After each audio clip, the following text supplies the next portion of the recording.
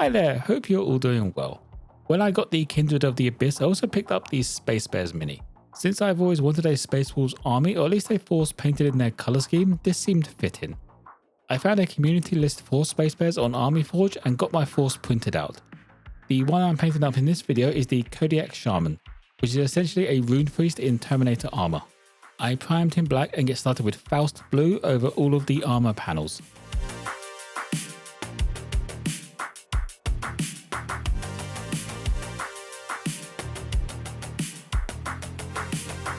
If you have any questions, feel free to drop them in the comments below. You could also join Discord using the link in the description, where you can come hang out, chat and share anything you have been hobbying on. I hope you enjoyed the video and found it useful. Now let's get on to the mid-tone of the armour with Shadow Blue. I used this to cover the majority of the armour again. I just left the darker tone in the recesses and deeper shadowed parts. Going around all of the trim, it does take a little while, and now I've finished the mini, it's not really worth it. I left the Faust blue up against the trim, but when I got to the washed trim, it darkens down the edges anyway, so it doesn't make too much of a difference. The highlight, however, is a little bit more worth it around the trim. I kept the Frost blue only in the very centre of the panels that are getting hit by the light, along with across the edges of some of the panels. If you're doing edge highlights, you can of course go over every edge and bring them up, but I've not really seen the point in doing that, and not every edge is going to be as bright as the other, so it'll be more towards the light source themselves where the brightest highlights are going to be.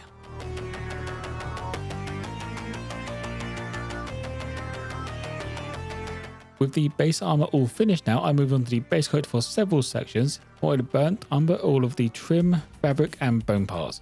I could have probably skipped the trim at this step, but at this point I hadn't decided whether I want true metallics or non-metallics, and this is a good base for non-metallic gold.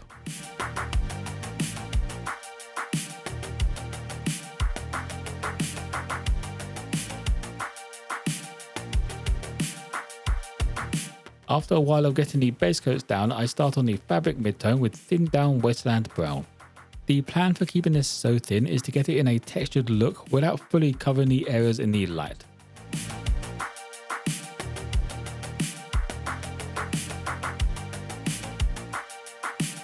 With this scratchy midtone all dry, I went over the edges using Chronos Flesh, keeping this just to the edges but also in more of a scratchy highlight. Since I had this out, I figured I would start on the face and the pages of his book as well. Since the face has been base coated, I grabbed pale skin and just brought up the raised features. This goes on looking very bright for some reason. It doesn't dry like this though, it dries more natural and closer to that Chronos Flesh in the end. Moving on to the next main detail colour now, I start off with all of the ropes and the cover of the book with Amphora Red. I was tempted to do the tabard with this originally, but with how punchy this colour is going to be against that blue-grey, I'm glad I didn't go that route. I think it would have overpowered the armour, which might be an issue later on as I was going to do capes in this colour as well, so I might have to rethink that for that one cape in this army scheme.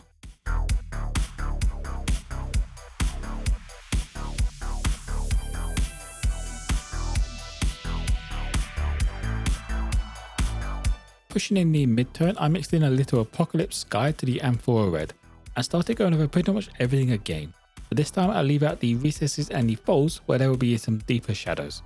This doesn't cover the greatest, but a couple of coats you can see that mid-tone starting to show up.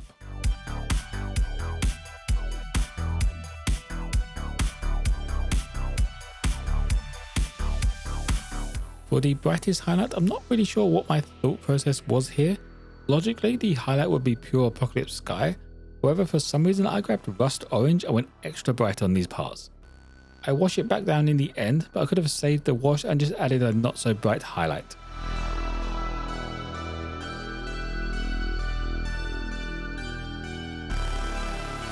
Next up, I start on the fur and silver parts using a once over of lead grey.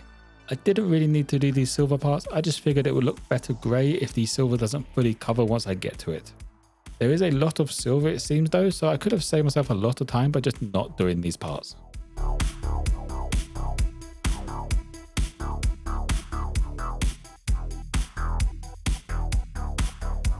With all of the fur base coated, I mixed in some pale grey and went over these sculpted strands.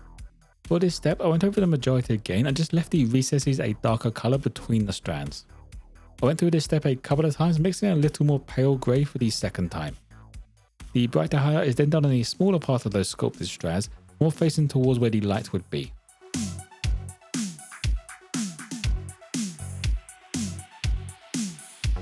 This is then finished off by a fine highlight of pure pale grey, just at the very tops of the strands that are being facing the light.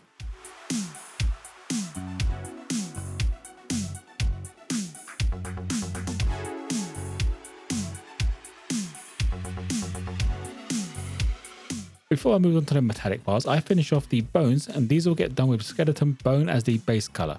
I do leave a bit of that burnt umber on the edges where the bones meet other materials, which just adds a little bit of visual interest before I jump up straight into brightness. This is then followed up by some thinned down pale sands that I started working into the edges and parts facing towards the light.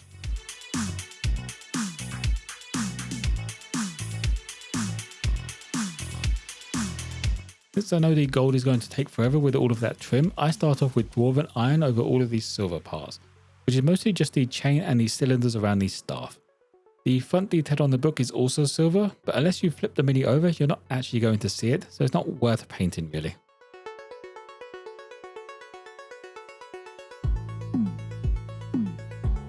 Now onto the longest part, the gold trim, the staff and some small details. They all get a couple of coats of dragon's gold.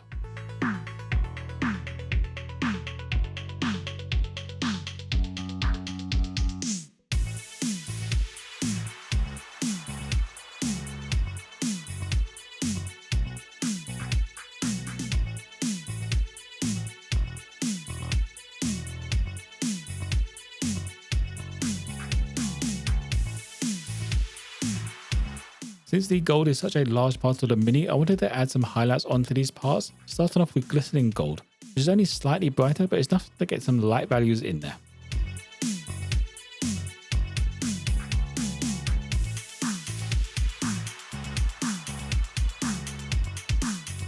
After establishing the first highlight, I added a small spot highlight inside these parts, along with some highlights on the silver, using mithril blade.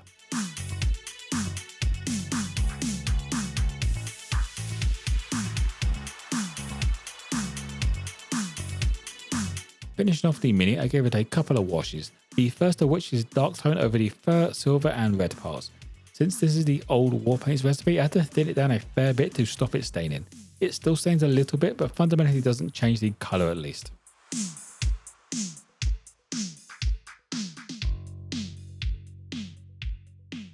The second wash is a bit more targeted. I use soft tone over the gold, fabrics and bone parts.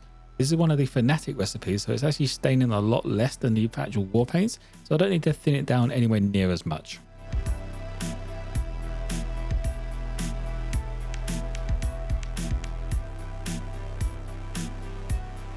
And that will be it for the Kodiak Shaman.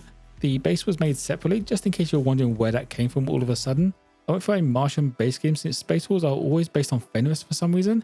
I wanted something a little bit different for what is essentially my successor chapter. If you have any questions, feel free to drop them in the comments below. You could also come hang out, chat and share anything you have been hopping on using Discord in the link in the description. While in the description, if you want to pick up some painting supplies or some new minis, there are a couple of affiliate links down there as well. I hope you enjoyed the video and found it useful. If you did, don't forget to drop a like and subscribe for more content. Most importantly though, be kind to each other.